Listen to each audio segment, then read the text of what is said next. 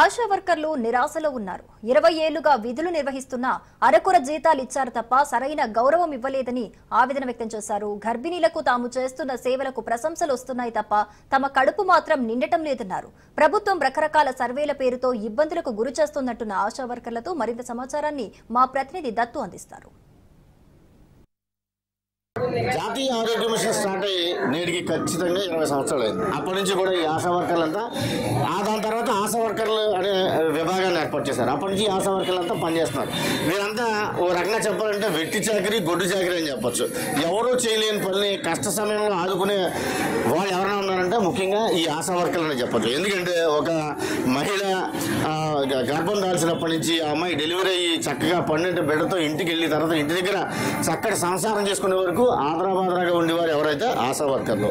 అందుకోసం వీరికి ఆశా అనే పేరు కూడా పెట్టడం జరిగింది. ప్రస్తుతం అయితే కనుక మీరు ఎదుర్కొంటున్న సమస్యలు ఏంటి, ప్రభుత్వం వీరి పట్ల సక్రమంగానే వ్యవస్థ అనే విషయం తెలుసుకునే ప్రయత్నిద్దాం. మేడం చెప్పండి, మీరు ఎన్నాళ్ళు పడి పనిచేస్తున్నారు, మీకున్న సమస్యలు ఏంటి? 20 సంవత్సరాల నుంచి చేస్తున్నాం సార్. 20 సంవత్సరాలు అంటే కొన్ని సంవత్సరాల వరకు 5 సంవత్సరాల నుంచి అండి మాకు వేతనం ఇస్తున్నారండి. అప్పటి వరకు మేము నెలకి 200, 300, 20 రూపాయలు, 75 రూపాయలు కూడా తీసుకున్న రోజులు ఉన్నాయండి. డెలివరీ కేసులు కూడా ఒక్కొక్కరు 3 రోజులు కూడా ఉండిపోతాం సార్.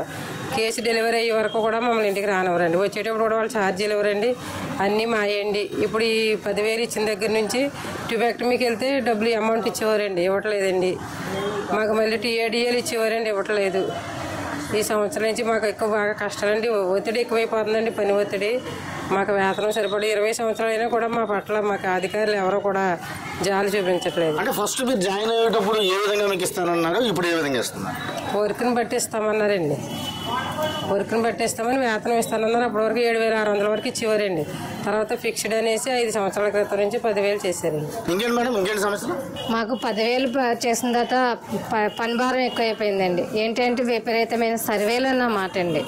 నిజంగా ఈ సర్వేలు అయితే ఎవరికో ఉండదు. ప్రతి విషయం కూడా మాకు రికార్డులు కావాలని అడుగుతారు. ప్రతి పొద్దుటి నుంచి సాయంత్రం వరకు కూడా మాతో వెట్టి చాకరీ చేస్తున్నారు.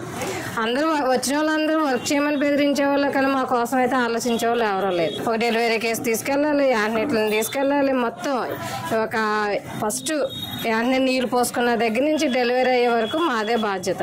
మాకు ఈ 10,000 మాకు ఛార్జీలకే సరిపోతున్నాయి. అంతేగాని మా కోసం ఎవరు పట్టించుకునే నాయకుడే లేరు అసలు. 10,000తో మేము బతకాలంటే ఏ విధంగా బతకాలి అసలు? ఏం చేయాలంటారు, ఎంత ఇవ్వాలంటారు? కనీసం వేతనం ఉంది కదండి, 26,000. ఆ వేతనం ఇవ్వాలని చెప్పేసి మేము వాళ్ళందరం కూడా డిమాండ్ చేయడం అనేది కూడా జరిగింది. సర్వే మేము ధర్నా కూడా చేయటం కూడా జరుగుతుంది. కానీ ఆయన ఎవరో కూడా ఏ విధమైన నాయకులు కూడా మమ్మల్ని స్పందించట్లేదు. రాజకీయ వేధింపులు బాగా ఎక్కువ ఉన్నాయండి.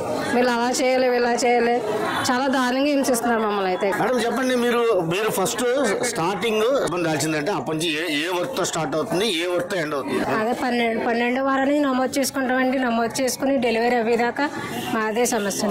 బిడ్డ బాధ్యత అంతా మాదేనండి. మళ్ళీ డెలివరీ తీసుకెళ్తామండి, హాస్పిటల్ తీసుకెళ్తామండి. తల్లి పిల్లల్ని క్షేమంగా ఇంటికి పంపిస్తాం. ఇప్పుడు మీరు క్షేమంగా తల్లిని బిడ్డని ఇంటికి చేర్చిన తర్వాత ఇంటి దగ్గర మిమ్మల్ని చూసి మీకు దీవించడం కానీ ఆనందించడం కానీ మీకు సంతోషం వ్యక్తం చేస్తారా? సంతోషం అంటే ఏమి ఇవ్వరుగానండి, సంతోషం అదే బాగా చేశారమ్మా అంటారు తప్పండి, ఇంకేమీ లేదండి. మాటలు తప్పండి, ఇంక చేతుల ద్వారా ఏమీ లేదు. హాస్పిటల్లో ఏఎన్ఎంలు లేదా హాస్పిటల్ సిబ్బంది చేయవలసిన వర్క్ కూడా మీతో చేస్తారా? హాస్పిటల్ వర్క్ కాదండి, ఫీల్డ్ సర్వేలోనే ఫీల్డ్ వర్క్ ఏఎన్ఎం చేయవలసింది కూడా మాతో చేపిస్తారండి. మొత్తం మాకేమో జీతాలు పడవు. ఇప్పుడు వచ్చి 15వ తారీఖు అయింది, మాకు జీతాలు కూడా లేవు. జీతాలు లేకపోయినా డెలివరీలకు వెళ్ళాలి. వాళ్ళు ఒక ఈసీ వచ్చిందంటే అమ్మాయి ఈసీ కానీ అమ్మాయి డెలివరీ అవి ఆ పిల్లలకి సంవత్సరం కూడా కదండి, 16 సంవత్సరాలు వచ్చే వరకు, అప్పుడే పుట్టిన బిడ్డ కాడి నుంచి 16 సంవత్సరాలు వచ్చే వరకు బిడ్డ బాధ్యత మాది. తల్లికి కానీ తండ్రికి కానీ ఉండదు. వాళ్ళు ఇంజక్షన్ల పరంగా అన్నీ మేమే చూసుకోవాలి. ఆఖరికి డెత్ అయినా ఆ డెత్ కూడా మేమే చెప్పాలి. ఒక డెత్ 2 రోజులు లేట్ అయితే ఎందుకు చెప్పలేదు, మేము సంతకాలు ఎట్లా అంటారు ఈ సచివాలయం సిబ్బంది. అలా ఉందండి ఇప్పుడు ప్రభుత్వం. మొత్తం ప్రభుత్వం అంతా నాశనంగా ఉందంతే, బాగాలేదు ప్రభుత్వం. మొత్తానికి అయితే కనుక ఇది పరిస్థితి. ఏదైతే 3 నెలల గర్భం దాటినప్పటి నుంచి 16 సంవత్సరాలు వచ్చే బిడ్డ వరకు బరువు బాధ్యతలన్నీ మేము వేస్తాం. ఆరోగ్యానికి సంబంధించి ఇంజక్షన్ దగ్గర నుంచి చిన్న సమస్య వచ్చినా సరే ఆశా వర్కర్ దాన్ని పట్టించుకుంటూ ఉంటుంది. ప్రభుత్వం కానీ తల్లిదండ్రులు కానీ పట్టించుకున్నా పట్టించుకోకపోయినా మేము బాధ్యతగా వహిస్తూ ఉంటాం. కానీ మమ్మల్ని పట్టించుకునే నాదుడే లేడు. 20 సంవత్సరాలుగా మేము పనిచేస్తున్నా సరైన వేతనం కానీ సరైన ఆదరణ కానీ కొరవైంది.